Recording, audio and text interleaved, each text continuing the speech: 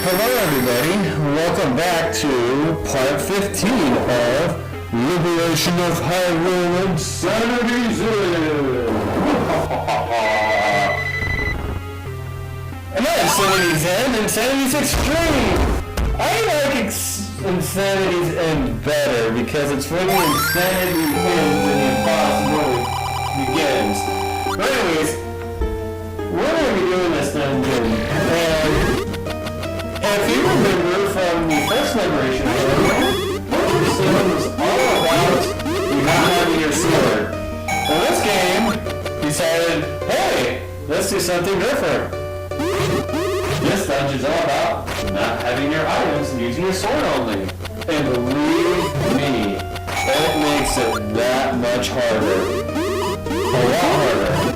Because if I get hit by the red bubbles, I'm going to have to pay money to refill to uncurse myself. And at least with items, by this point in the game, I have the fire boomerang. But I can't use my fire boomerang, so I can't stun anything. And believe me, not being able to stun anything makes things quite a bit harder. So I really have to be careful in this dungeon. Get as much release as possible and not get hit by the red bubbles because they cost a lot of money. Now, you may look at this dungeon and go, oh, can't you just walk your way all the way through? Yes.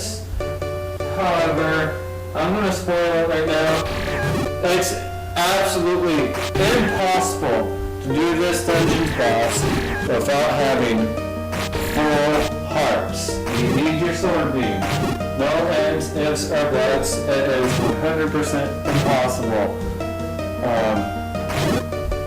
So you can't just cheat your way out of this dungeon. Lo siento. That means I'm sorry in Spanish. I can't help you. Anyways, I didn't comment on these rooms as I got on a rant, but I think these rooms speak for themselves for the most part. I liked that Super Dark Net room. That room I thought was a lot of fun. Of course, I always have fun fighting Dark Nets.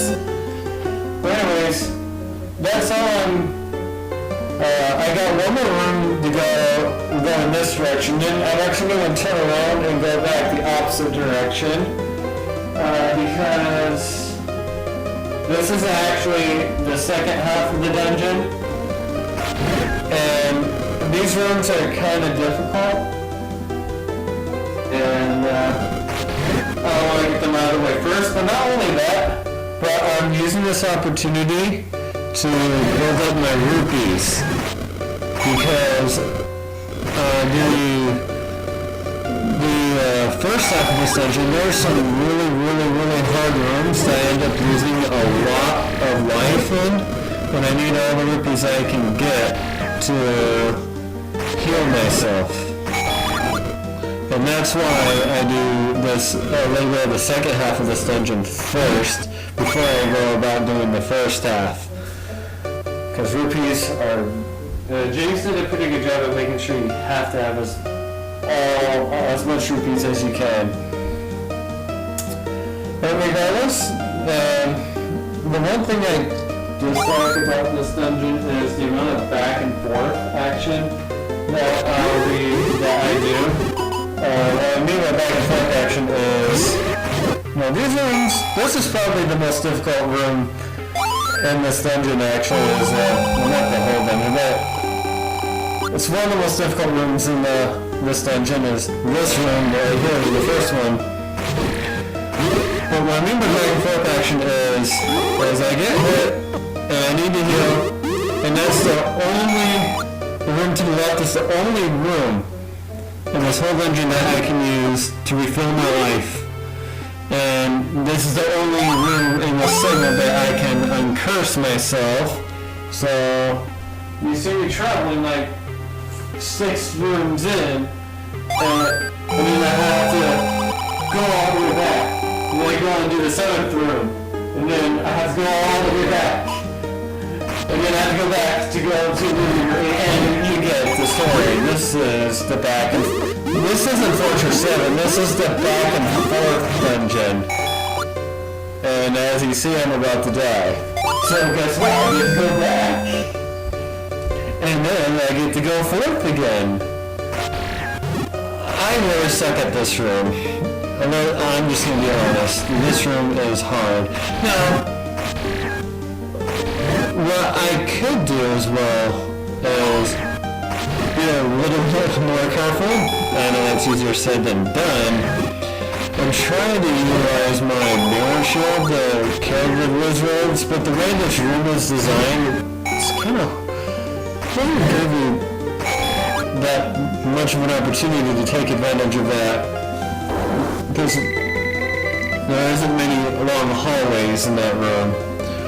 This room's really intimidating because it's 4 damage rolls, but one thing is those aren't permanent sword disabling bubbles, those are permanent item disabling bubbles, because you can enter that room through the upper end of the room, and you actually have your items enabled when you enter that room from the north part, so it's just to guarantee that you can't use your items.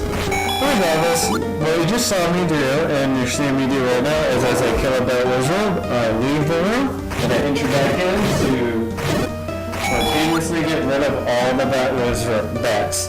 I know it's a cheap and lame tactic, but hey, I use whatever I have at my disposal to do a challenge at a game, and yeah, I'm not above using lame tactics. Don't let people tell you not to use lame tactics. To beat a computer at a video game, use lame tactics. Hey, even if you're fighting in a competitive game against another person, you know, let's say I could win $100 winning in this video game tournament.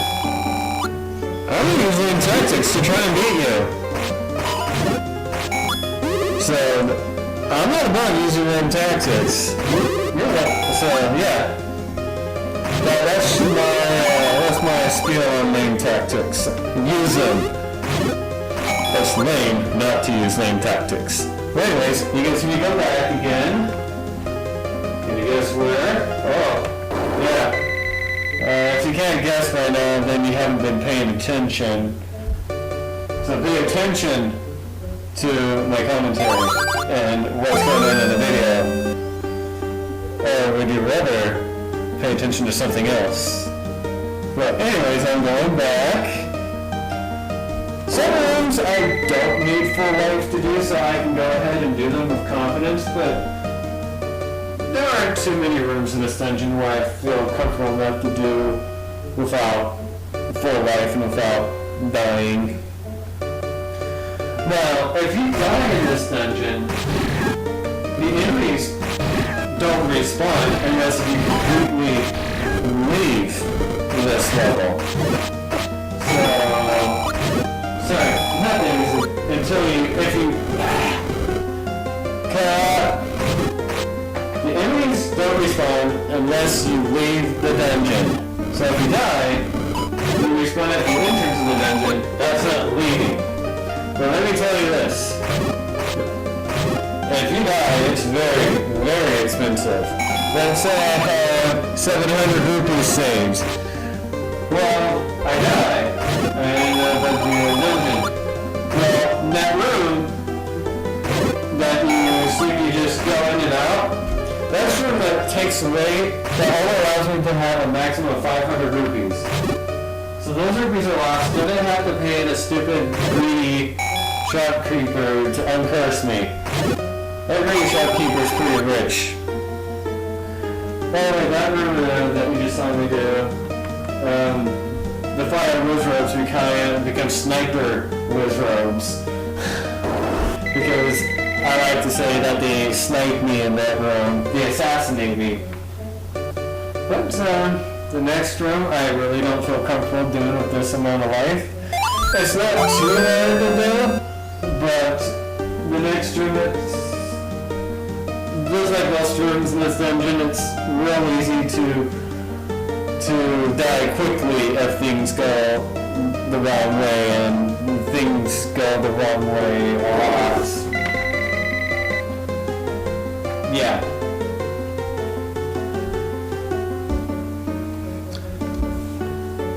Don't have much to say right now.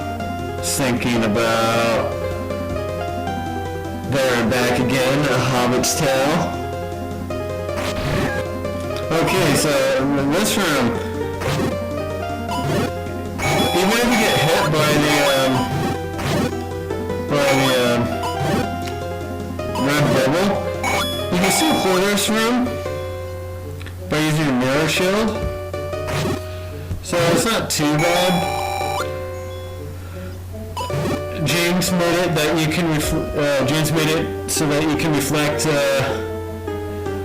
their sword attack. Now you may be going, "Hey, that's not a sword. That's a fireball. You stupid." Well, let me educate those of you who may not be into Zelda Classic about Zelda Classic. The type of attack that those enemies are using are their weapons specifically called a sword. And the sword, under normal circumstances, by default, cannot be reflected by the mirror shield. Now, what the Zelda Classic does is you can just change some values with the mirror shield. I've done it with the boomerang, with Minecraft, where you can reflect rocks. And I think the same thing can be done with the shield, where you just enter in a value, and we'll make it so that you can reflect different types of attacks. And of course, instead of having those swords be sword animation, you just replace them with fireballs. It's real easy to do. You don't need enough scripting at all. So this next room is just great. You can't just kill a couple enemies, leave and come back, because the Gomas take top priority in this room. So if I get hit, which I obviously did, I kill that top glare because I can use my sword to get that. It's impossible to kill with my sword. It's impossible for me to kill the bottom glare with my sword, so I just clear out these dark nets. I try to kill, we want to kill them all before going back to be full life, because if you don't kill them all, you have a greater chance of getting hit by dark nets. So, I could probably rival Bilbo Baggins' tale of There and Back Again of playing this dungeon. I know I made that joke once, but hey, I thought it was clever, and I came up with it on the spot. And I don't have much else to say right now, so listen to my beautiful voice, or my dashing voice, or whatever. Okay, now we're going back. Don't worry, there's just a couple more rooms in this segment before the video ends.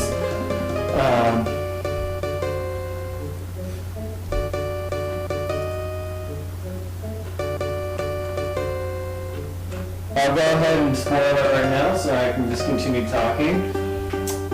The next room is a room that looks identical to a room from the B-Button Temple in Armageddon Quest. There are some differences, like the spikes going up and down, and how you have your sword only instead of your items only. But I do like the design of the room. It's not as great when you have the sword only, but I think it was a bit more clever when you had the items only, because these bounce kind of darkness and those pulse voices kind of got in your way to trying to kill the darkness with the bombs, and the darkness got in your way of killing the pull voices with your arrows. So I think these two enemies complement each other quite well, despite their differences. That's one thing I really think is cool. I like clever enemy combinations. And this next room, I don't need my full life to do. Hooray. I actually get my items activated here. So instead of going back there and back again, I'm just going to kill these guys right now so that I don't have to deal with them when I do the next room. Now, we get to listen to annoying music. You know, the music's not terrible or anything, but, you know, you're going to have to listen to this song for like the next minute.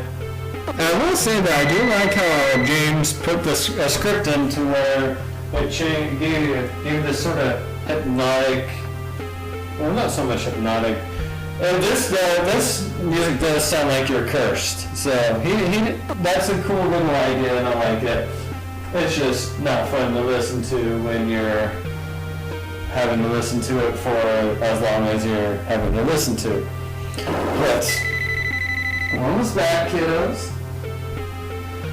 Can you guess what the next room is? I will tell you this. It's one of my least favorite kind of rooms in the Liberation of Hyrule series. I really don't like these rooms. I can see the skill behind it, yes. There is skill. You have to know how to properly navigate through those rooms. But at the same time, I do understand James's logic on luck. And, you know, I understand his logic. But it doesn't mean I have to like all the rooms that are in the game. Because if the enemies don't move properly, sometimes you are boned.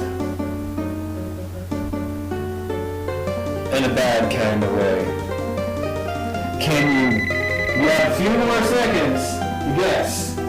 Take time, pause the video. I'm coming in. I advise you to have your sword. Oh, yes. Now, I'm really happy that these, the doggos appeared in the spot that they appeared, all nice and together. And that's why I said have the sword. Well, anyways, tune in next time for part